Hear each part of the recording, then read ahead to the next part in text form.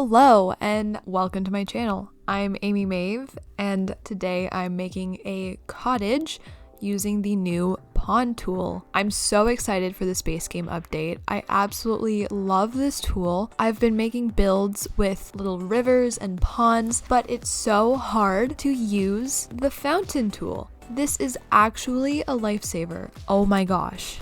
So right now in the build, I'm just making all of my little ponds and the long extended one in the front. I wanted that one to look so natural, but it was really hard. But I eventually figured out the shape that I wanted, and then I started building my bridge.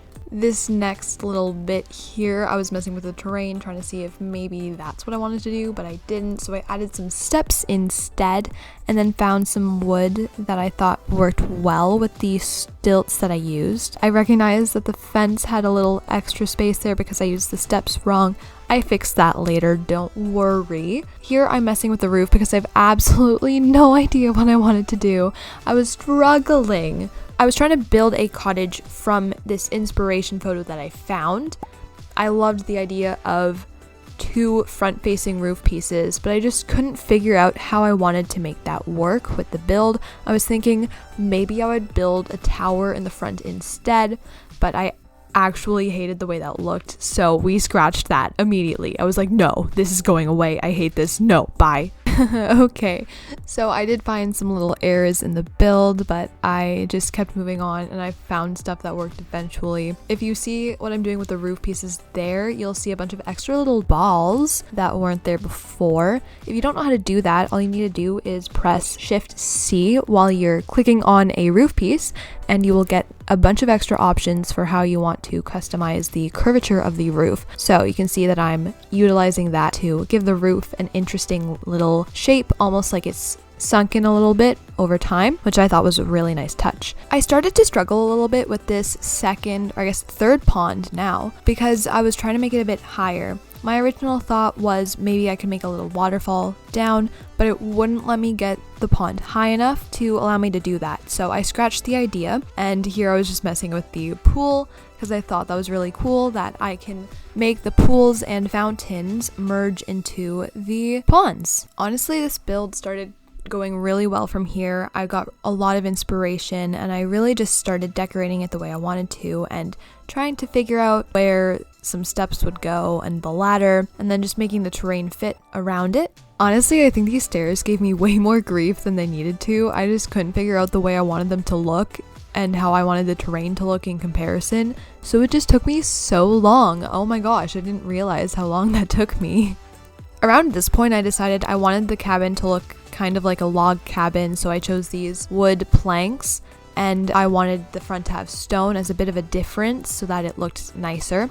So I used this base game water river stone, I can't remember what it's called, and then added a cute little blue door and some matching blue windows around the house. As annoying as the Sims 4 swatch system is, these mega items have such nice matching swatches sometimes. Like that blue is amazing and it matches so many different things in the game, and I love that. At the very least, the base game has some good swatches. You know, comparing all the swatches I have in my packs to the base game, I swear EA was just like, oh, how can we mess with our players this time? Gotta give them mismatched swatches, that's gonna get them. And they were entirely completely right.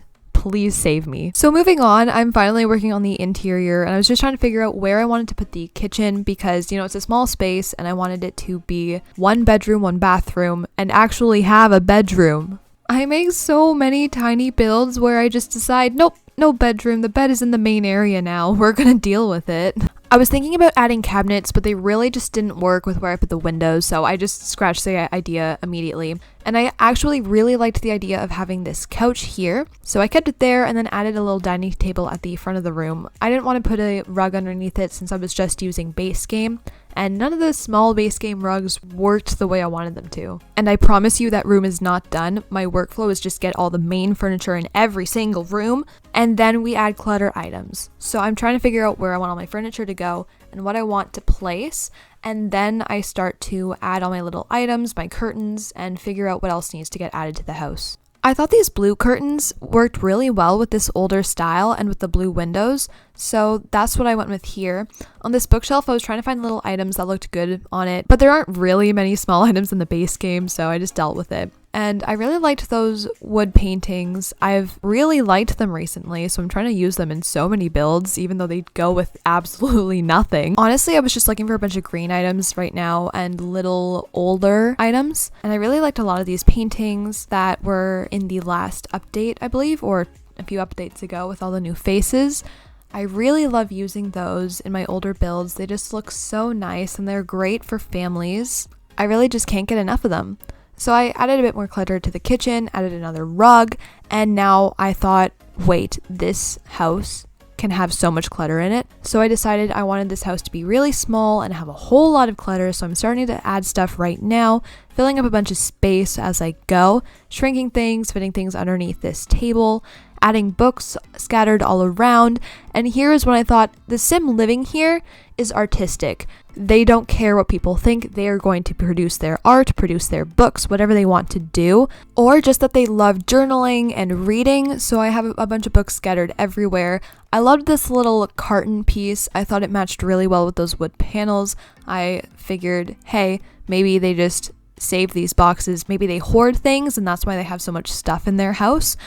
Honestly, now I want to play with a kleptomaniac sim. Not to be rich or go on heists or anything, but to steal random mundane things until my sim is swimming in a pile of their own loot. This will be their story. They are going to have so much stuff that their house implodes. I'm really loving the way this house is turning out right now. There's so much clutter items, so many paintings, so many things on the ground.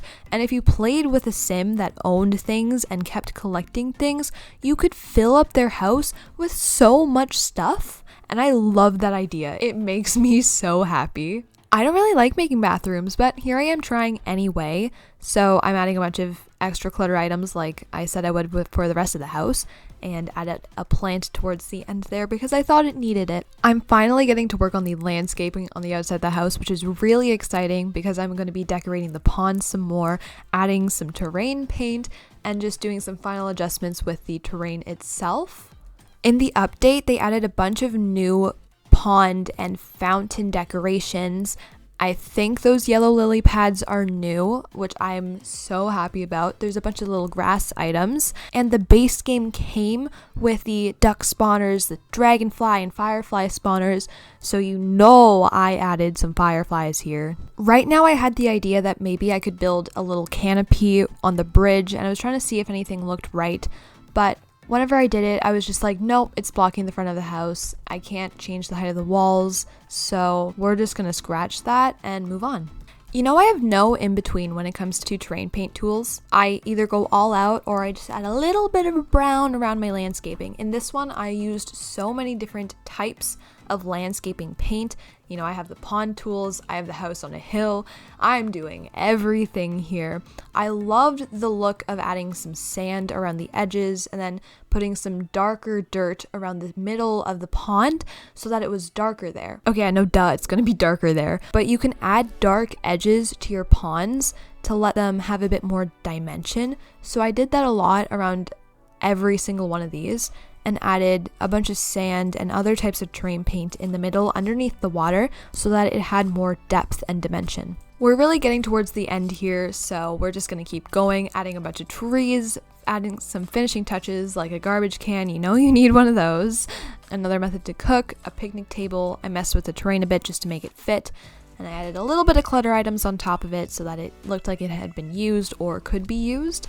And then of course I'm adding some terrain paint around it, adding some finishing touches of terrain to this pond, which included a lot of sand. I imagined that this would be a pond where you'd go wading into, you know, ankles deep and fish in it. So I thought that sand seemed fitting, and it really looked good after I added a bunch of extra dirt and grass around it to really blend it into the environment. The trees and the landscaping really made it look more lush, which I was all here for. They really filled in the lot. And then I realized that I had no skill building items. Absolutely none. So I added a bunch of extra stuff. like your easel, your violin, and a chess table. Then I added these moondrop flower lights everywhere around because they were so pretty and the flowers just matched the vibe. And the lights ended this build, so we can show the example now.